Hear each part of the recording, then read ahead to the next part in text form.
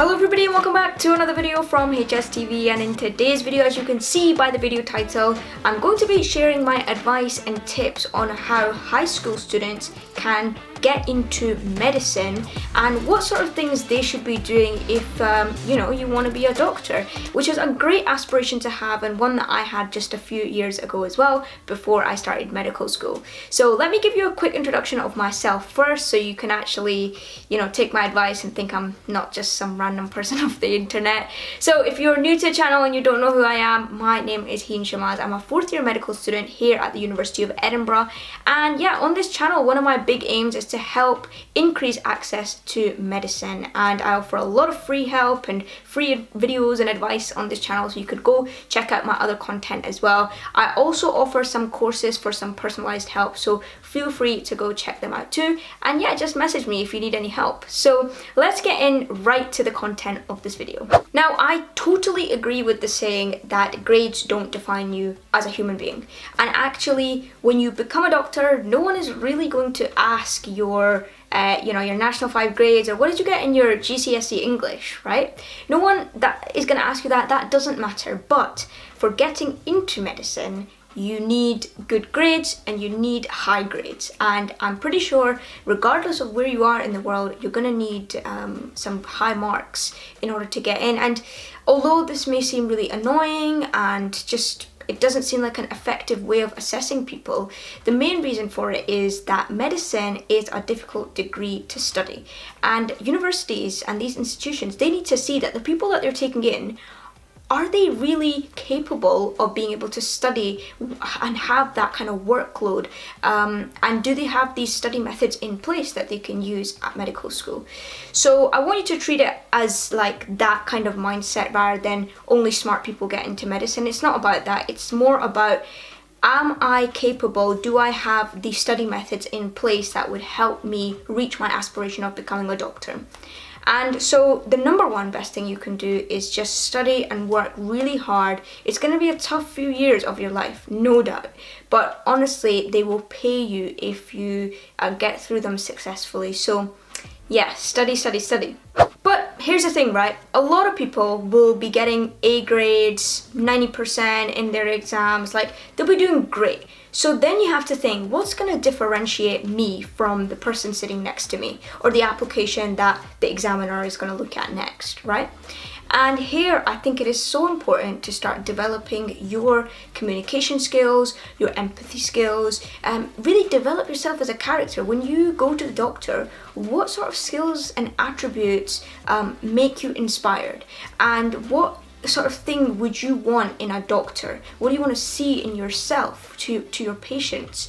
So the best thing you can do here is get some volunteering experience. And I know in the UK certainly this is pretty much a must, like you need to have a volunteering experience, but in other parts of the world as well, I really recommend that you try to get some experience and try to work with people who are from a different background than you. And the way I was always taught it is try to have experience in the 3 Ds. So get experience with diseased, disadvantaged and disabled people. And that might sound a bit harsh, but really the more exposure you have to people who are different than you, who look different to you, who have different capabilities to you, who are going through different things than you, the better you will be in understanding empathy, putting yourself in other people's shoes, and how to get across good communication. And really sitting in your room studying, that doesn't develop those skills. And so it's so important that along with studying, you are already at the age of like 14, 15, 16, 17, trying to develop your self-character and your communication skills, because it's those seeds that are going to sprout, and it's those sprouts that are going to grow into trees and yield that good communication that patients want to see in doctors. And I'll tell you something, just like we said before, your patient isn't going to remember what you got in GCSE English.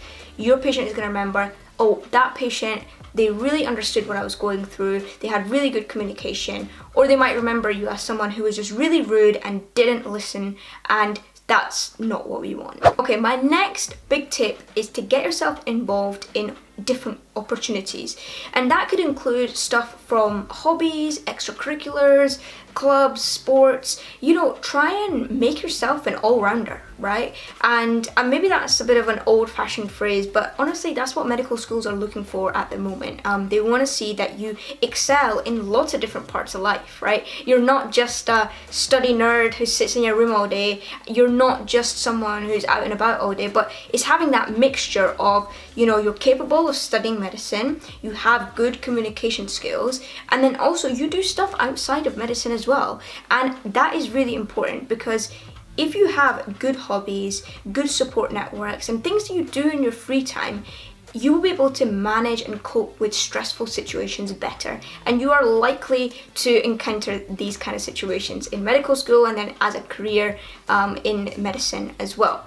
So yeah, take on different hobbies, take on different sports, and allocate times in your week so that you can actually, really go for these things. Because sometimes, you'll have exams and things and you'll be really overloaded with work and you want to study. And as I said, that should be your number one priority.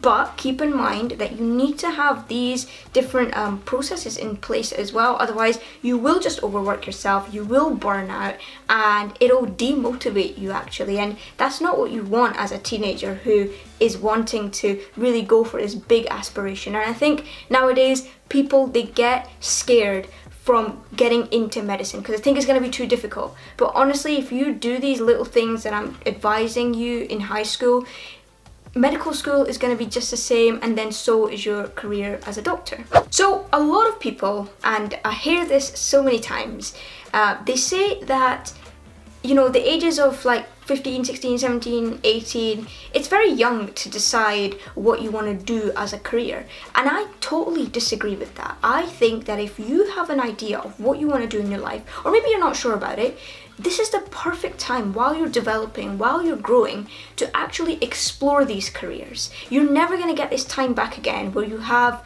your family around you. Hopefully you have the support of your teachers, you have good friendship groups, you have the time to research. And nowadays with Google and a lot of other things, it's easy to start doing research. So if you want to be a doctor and you want to really commit yourself to this career, because it's hard, there's no jokes about that, you need to do career research.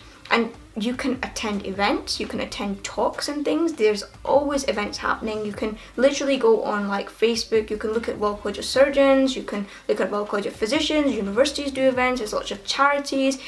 Even you watching this YouTube video counts as career insight, okay? So there's lots of things you can do to get a better idea of this career, and no one's stopping you from doing research, okay? You fully have a good mental mind state in order to make decisions for yourself. And the best thing you can do is research. So get yourself work experience, get yourself into that environment. See, can I see myself doing this job in a few years? Because genuinely, if you're like 18 right now watching this video, you're going to be a doctor at the age of 23, 24, probably, if you get into medicine first time. And there will be lots of people who even at that age are like, well, you're quite young, this and that. Honestly, age is just a number, okay? If you have an idea about what you want to do, I want you to go away and research that. I want you to stay committed to it. And there'll be lots of people who tell you that, oh no, you won't be good at this or this and that. No, it's about you, and it's your determination that's going to get you through hard times, and it will be you that'll be most proud of yourself when you do accomplish milestones like getting into medicine. Okay, another really easy thing actually that you can do when you're like walking about or like you're on the bus or something, right? You can read the news, stay up to date with current issues, because the likelihood is literally anything that happens in the world will have some link to medicine. I mean, there's obviously some very specific things that stand out, such as the COVID-19 pandemic. There was the whole thing about like anti-vaxxers, current issues like that, and ethical situations. They come up all the time in medicine application interviews, and it's really great when you have that knowledge at the back of your mind and you've been reading about these topics, because you'll be knowledgeable, you'll understand the ethics around them, and that interest and that passion will come through when it comes to interviews and personal statements. So it's super easy, and I know that sometimes the news can be quite depressing to read, so perhaps there's a specialty area that you're interested in. You could have a look at the research and innovations happening in that specific area. There's always lots of reading to do. There's like medicine journals that I really recommend, like the BMJ, the Lancet, even simple platforms like BBC News. There's like a health section on there. You could read about any innovations that are happening at the moment. But it's really easy, and it's something that you could definitely do in your free time. Alright everyone, well that is going to be the end of this video. I hope that you found this useful, and it doesn't matter how old you are watching this video, okay? You might be in your teenage years, or you might be someone who's actually thinking of applying to medicine in your later years. And honestly, if you want to do medicine, go do medicine. There's nothing and no one to stop you. It's going to be your efforts that pay off in the end, so really work hard at it. And yeah, like, of course, enjoy your high school years as well. I'm not going to say that it's all about work, but definitely those few years of hard work will pay off once you get into medicine. So yeah, I hope this has been useful. Let me know if you have any questions, anything you're worried about down in the comments, and I'll try my best to answer. And yeah, good luck if you are applying for medicine this year, and I'll see you all in my next video. Goodbye.